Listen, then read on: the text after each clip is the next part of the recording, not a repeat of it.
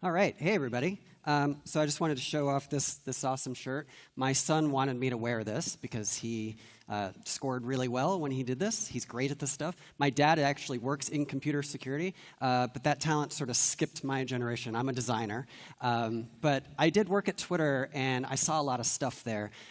But I want to say, like, if I was sitting in the audience and I saw this, an optimistic take, I'd be like, I don't buy it. I don't believe it. So I just want to explain, like, I'm not up here to say that I'm happy with the state of things. I don't like how social media is right now at all. I don't like the state of the world at all. So I'm coming up here as like a grumpy person, but I also want to point out, like, there's so much stuff we could be doing. We just have a bit of a failure of imagination. And I can tell you, thank you. I can tell you as somebody that worked at Twitter, like, I know where the bodies are buried. Like, I understand why certain things worked and certain things didn't. So I want to talk about that today. Now, I think everyone is already going to know protocols, like, really well, but let me just quickly show off kind of how to think about social media.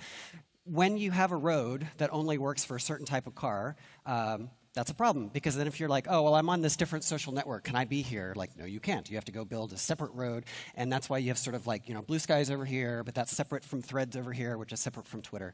So that's one metaphor to kind of keep in mind when I talk about all these solutions. It would be better, of course, if we had an open protocol more like email.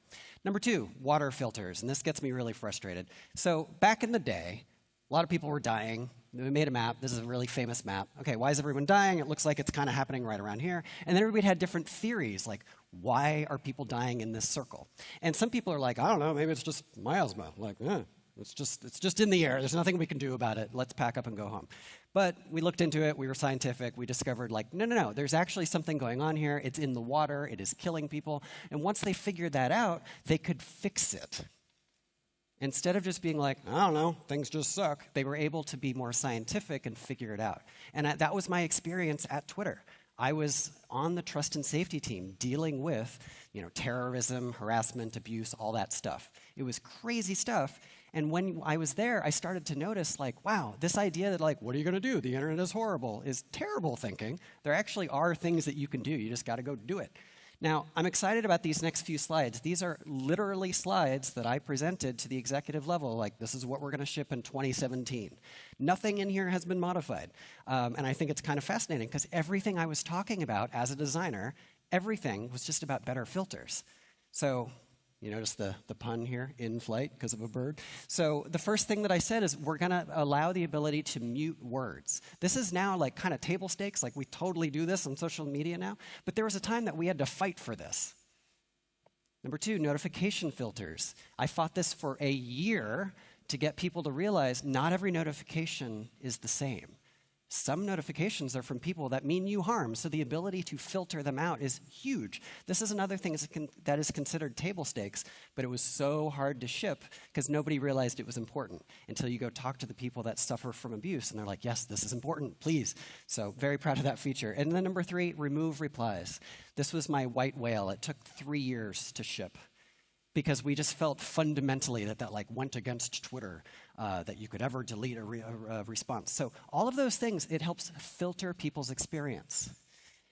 And those are some examples of the sorts of things that we were able to move the needle. Twitter still sucks, but it sucked way worse when we didn't have those filters. So I want to talk about 4 things, and I want you to just sort of imagine with me, because everything I'm going to show you here, these are things that hackers are already working on in the Fediverse or already kind of tinkering with.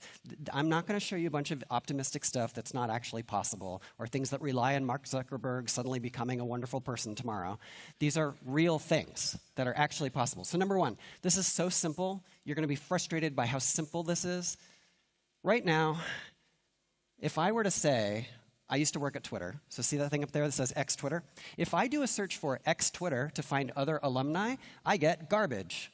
I would get that, which is not what I asked for. I'd get that, which is not what I asked for. If I click into it, I'll get like that and that and that. These are terrible results.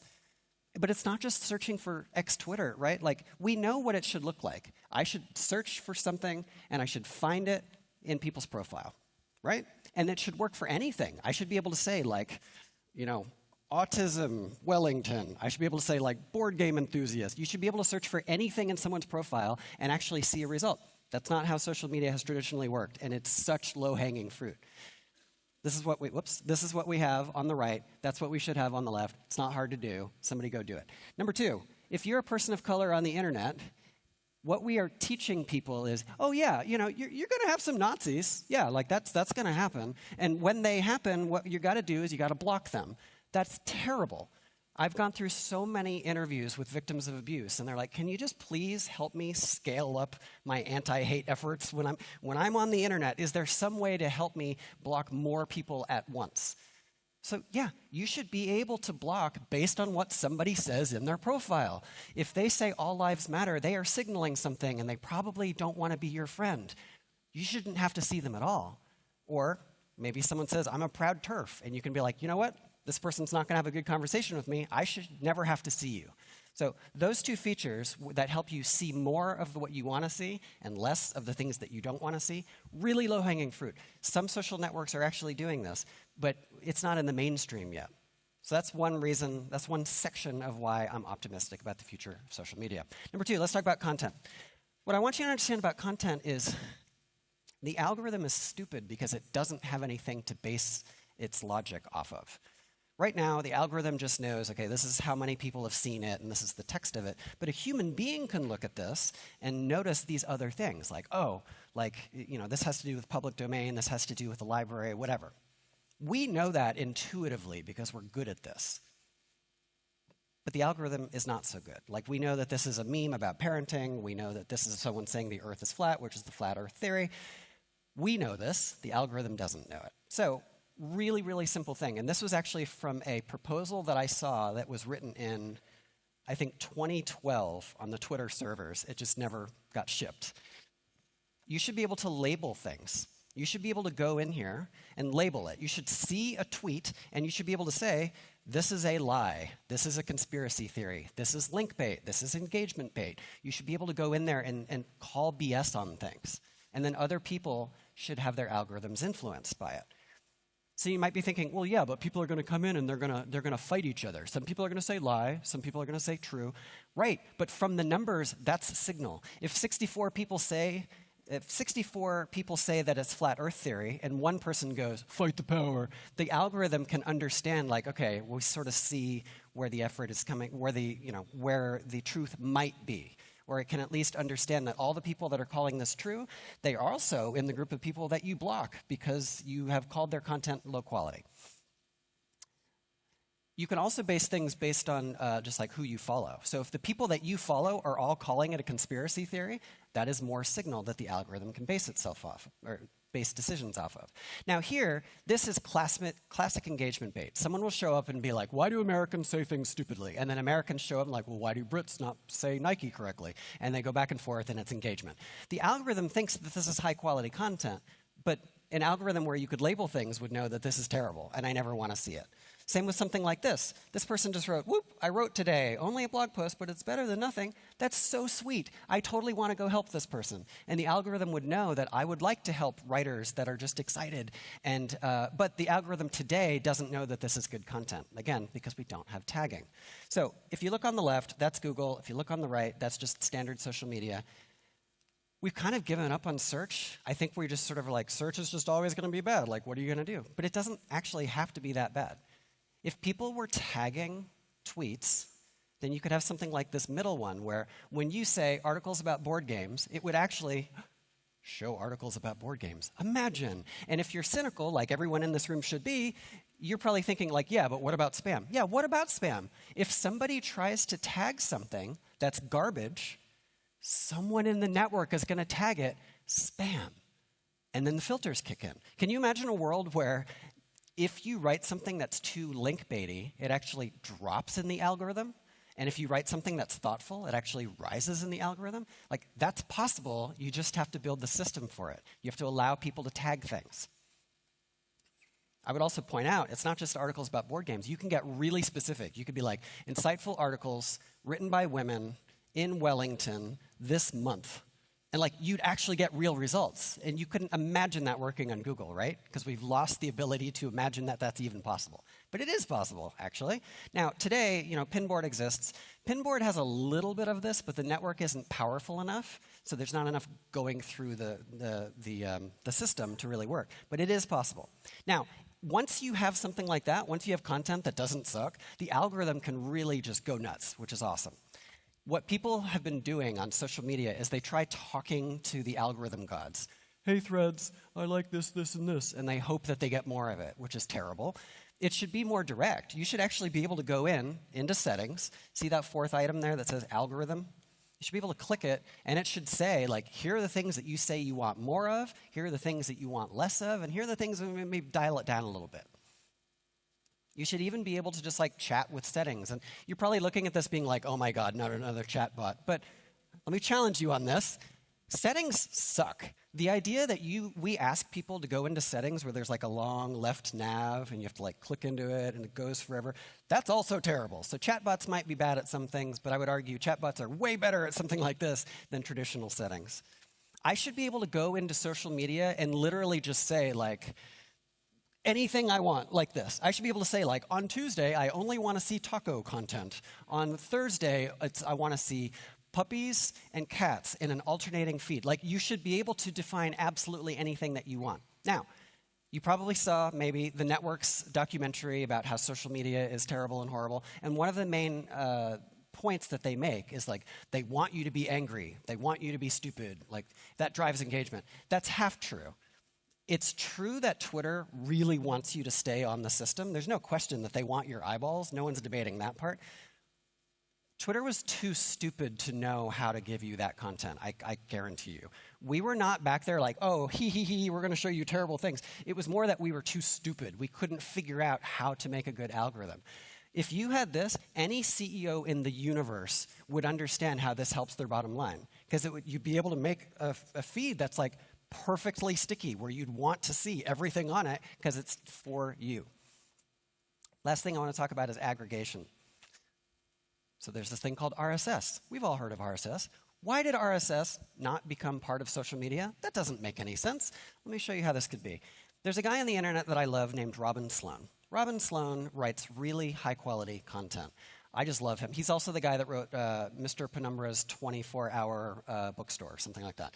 He's a great guy. I had coffee with him once. He was also a very nice person.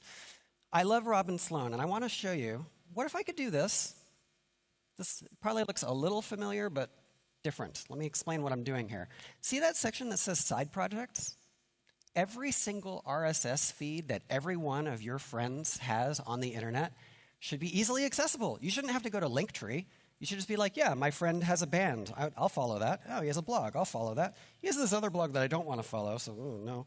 You should be able to follow people's projects directly from these systems. And again, this technology exists. We have the Fediverse. We have RSS feeds. This is actually not that complicated.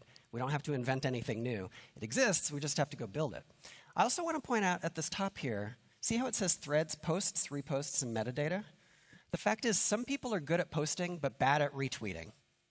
Some people, it's the reverse. They're not very good at posting, but they're great at retweeting. And what I'm calling out here is that in this scenario, I'm actually not following his tweets or his retweets. I want him to affect my algorithm. I want Robin Sloan, who's a very smart person, if he tags something as insightful or infosec or science fiction, like, I trust him to influence my algorithm. If we had something like that, we would actually have the rise of these influencers. They're not doing YouTube content or TikToks or whatever. They are making a name for themselves as tagging really well and like helping everyone's algorithms really well, which I think is an amazing idea. So the way that this could look with the RSS thing, right there in the middle there, see how it says Robin Sloan's main newsletter? While you're like, we used to call it doom scrolling. I don't think it has to be doom scrolling. It could be like awesome scrolling, where everything that you see is great. But you should be able to go through, and when Robin Sloan hits publish, goes on the internet, goes to an RSS feed, it also goes into my timeline. And this is actually a really powerful idea, because let's say Robin Sloan, let's say that URL isn't owned by a person that's even on that social network.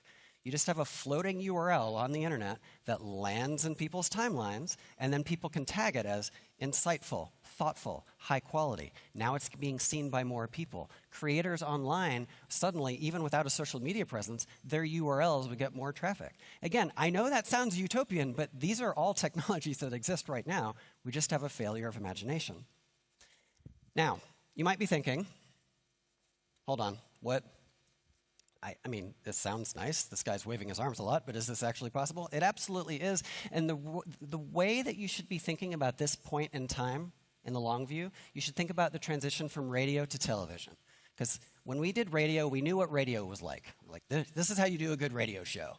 But then we got TV, and I don't know how many people know this, but early TV shows, they literally just took video cameras and aimed them at radio stars. And it didn't work, because it was a completely new medium, but we weren't taking advantage of it. So you've never heard of these people because they were bad at television. You know who was good at television? We started having things like I Love Lucy that came out, and they actually used the medium for what it was good at. And we went, whoa! And you can draw a straight line from this type of high-quality TV content all the way to prestige television of today. When you look at a television show today, you don't think, like, this is a radio show that has been translated. It's its own thing. And that's what's going to happen with social media. We're going to look back to like the 2014 social internet and be like, what? Why did we ever not have the ability to mute keywords? Why did we never have the ability before to like follow people's RSS feeds? It's going to seem weird to us in the future, but we're in that awkward transition. Again, let's go back to the awkward slide. See, we're here right now where we're trying to use social media the old way, but there's a new way coming, and there are people in Discord servers right now, and I'm friends with them. They're working on this stuff, and it is coming. Now, the final thing that I would like to do, this is the end of my talk. The final thing I'd like to do, this is a cynicism check. I want you to tell me the moment, like come up to me afterwards. I'll be around. I'm going to be watching Sneakers tonight. I want you to come up to me and explain to me the moment where I said a thing that's not possible. Because I don't think you can find it. I don't think you can find the seam in what I'm putting up here. We'll start small. Here's my story. 2 people make an app. All right, that's doable. It's a Mastodon client. Yep, people do that every day. Fine. It allows you to search people's profiles, which, again, is not hard. I could do this tonight. This is not a hard thing to do. You can also ignore people based on their profiles. Remember the, like, proud turf thing? Okay, so now you have a block list based on what you see in someone's profile. It's just another app, whatever. But then they add that tagging idea, right? So someone can say this is, high quality. Fine. No one cares because there's only, like, 7 people using this, so, like,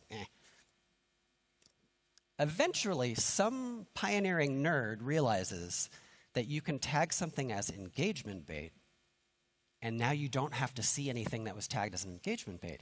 And their followers aren't going to have to see that stuff either. And slowly it starts sinking in, like, wait a second, hang on. If we tag content, we can actually make a better experience for everyone. Blue Sky, by the way, already does a version of this, but it's not exactly the same. Now, this is a big leap. I'm not saying that this would happen overnight, but eventually, if it did a good enough job, you could have a couple hundred people that are tagging. Now, to be clear, most people don't edit Wikipedia articles, and most people would not actually tag things on social media, but those people exist, and those people are me, and probably many people in this room. But still, 99% of people would never do this. What they would notice, though, is that the search is really good on this Mastodon client. And the discovery mode, where you're just scrolling and seeing random stuff, it's like really good here, and I don't know why. App grows via word of mouth. People like it more. Some people start getting followers because they're great taggers. And this is the thing I mentioned before. We're used to like, oh, they write good tweets, so I'm going to follow them. Or like, they do good videos, so I'm going to follow them. A world where people are following you because you are a medical expert and you're tagging content as truth and lie, that's a whole new world that actually fights disinformation, something near and dear to my heart. Over time, it would become an open secret that tagging is very valuable. The behavior is incentivized. I imagine someone on YouTube like, hey, bro, here's how I got 1,000 followers in 24 hours. Like, that will happen if people can actually look cool online because they're so good at this. The algorithm becomes objectively better than Meta and X, which is not hard. Customizable algorithms added, right? So that was the one where I want to say, like, I only want to see cat photos in the morning, whatever. That's technically possible. Even before LLMs came on board, like, something like that would have been possible. Now it's more possible. Eventually, you add aggregation. Again, adding RSS into the Fediverse is not crazy. It's not rocket science. Linktree finally becomes obsolete, which would make me very happy. I think it's very strange that we have a separate app for people to talk about anything they're doing on the internet. It should all be built in. Now, this is a slide that I think many of you are going to hate, but here's what I want to call out. if these ideas are good enough for Meta to buy them out, it does suck to have Meta gobble up another company, granted. But it's easy for other companies to imitate those features, right? Like, I just want the features out there. I don't even really care who does it. Because to be clear, like, you can just make these features no matter what, even if you're going up against Zuckerberg.